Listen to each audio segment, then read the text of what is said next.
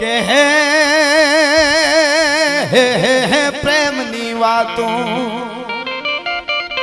કારણ કે માં મોમાઈ એના બાળકોને પ્રેમ કરે છે અને દાડો કાયો છે ને એને આ ધરાને પ્રેમ કર્યો છે, એના સંસ્કારને પ્રેમ કર્યો, એટલે આ ગીત એને લાગુ પડશે.